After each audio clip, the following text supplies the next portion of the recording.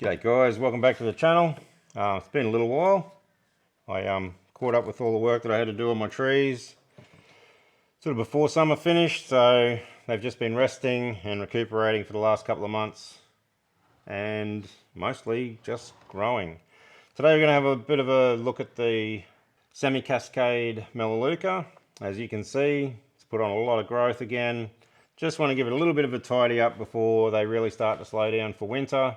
It's early May here at the moment. Still got another month or two yet. These guys will keep growing. They may slow down, but they'll keep growing for a while. So just going to give it a bit of a trim back. Might wire a few branches here and there. Just a general tidy up. And that's about it. It doesn't really need a lot. I'm pretty happy with how this one's growing right now. Probably top up the fertilizer. These are my new little fertilizer baskets that I've been using instead of the tea bags. The tea bags work really well. They just don't look very nice. So yeah, I don't know that I'm even going to do too much wiring, but we will just get in and prune everything back, especially this top growth. As I've said before, this top growth, it'll run wild, and with a lot of our natives, these will end up really suffering. You can already see that these guys don't have anywhere near as much growth on them as the stuff up top. So we just need to keep all this under control.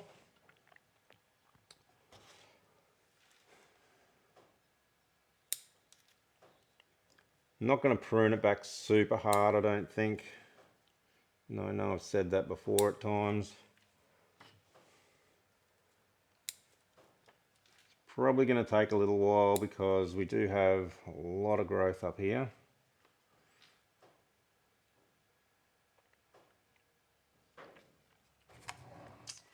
There's a lot of stuff like,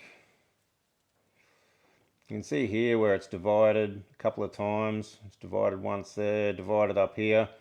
This new growth here that's divided into two from where we pruned it last time, I'll probably just prune it back here somewhere on both of them. And that'll then cause that to divide and divide again. And that's just sort of the general principle you apply over the whole thing as you're trying to make that canopy denser and denser. If there's any branches in the interior of the structure that you want to remove, probably a good time to do it as well, but I don't know that there's a huge amount.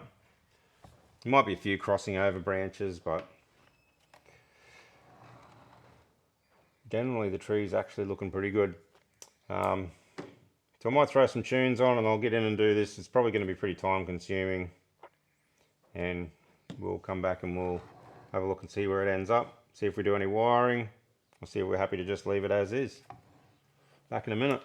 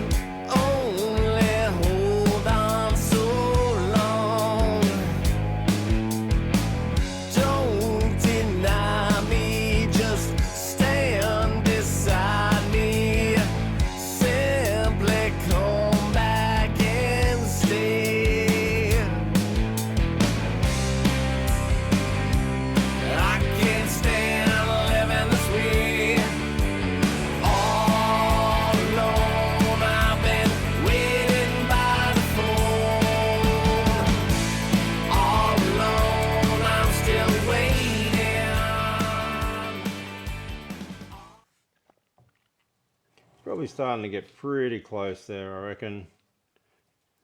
I did end up taking a bit more off than I initially thought I was going to. Some of these longer branches, you can see they've all started to divide up here, which is good. But some of them were too long, I feel. So I've taken them right back in an attempt to bring all this initial dividing or branching back further down the branch.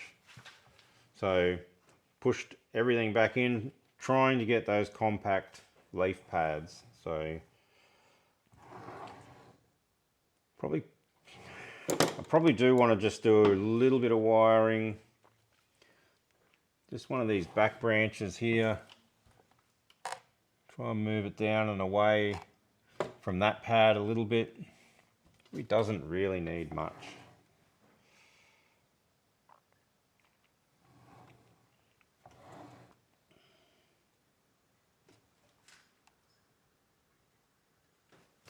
I will get a little bit of wire and we will move that one down. It just gets a little bit lost, I think.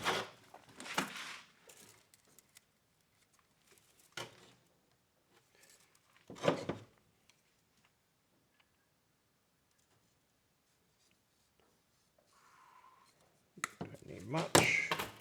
Just think that pad gets a little bit lost behind this other one, and if we move it down and bring it back a little bit, might be able to see it a little bit easier and it might just look a little bit better. Where are we going to anchor it? Maybe there. Maybe not.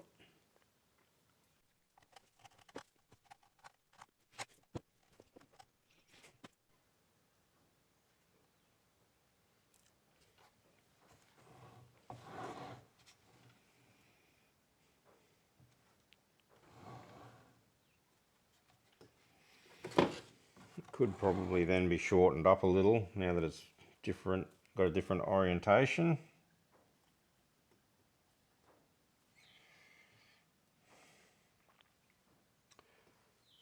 I might just give it a, I'll leave some leaves on it. I reckon some of these longer straight sections here, we might in springtime cut them right back.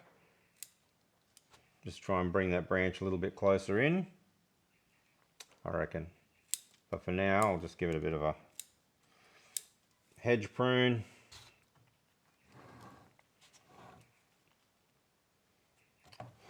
And I reckon that might nearly do it. Taking a fair bit of foliage off. Fertilizer probably needs to growing right up into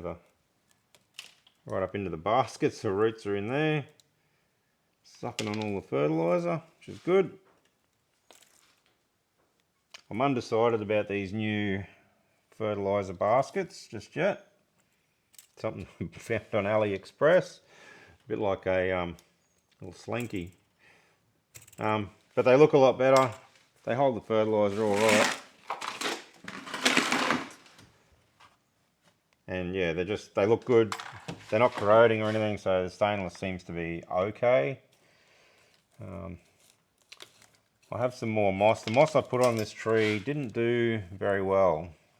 I seem to have a lot of different types of moss around the place here. Some will grow happily in the sun, some won't. There's one piece there that's growing all right. I'll throw a few more bits on, and hopefully some of it might take. I've got some other stuff, other trees that I've potted up in the last little while that the moss is just going crazy on, but not this one.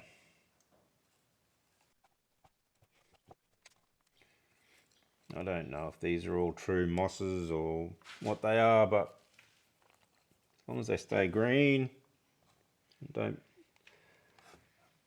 grow too tall, I don't really care because they look nice.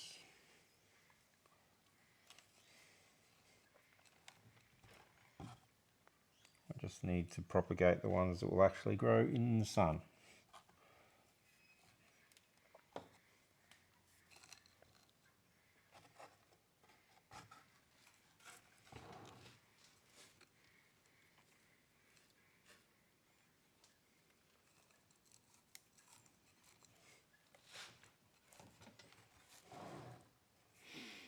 Right, that looks a lot better. I'll grab a bit of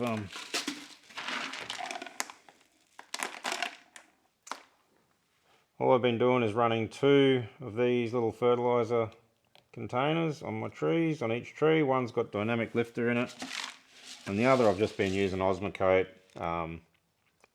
mainly for the trace elements and stuff. This is a citrus. No, this is a pots planters and indoors one.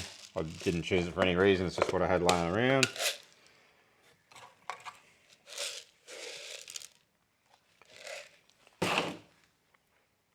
But these little containers seem to hold the fertilizer all right, as long as you're a bit careful putting them in. And they don't look as intrusive as the fertilizer bags, the tea bags. Tea bags work really well. I've got nothing against how they work. They just don't look as nice, and you end up with these big dead patches of moss. Even on the trees where the moss grows good, the moss doesn't grow underneath the tea bags. So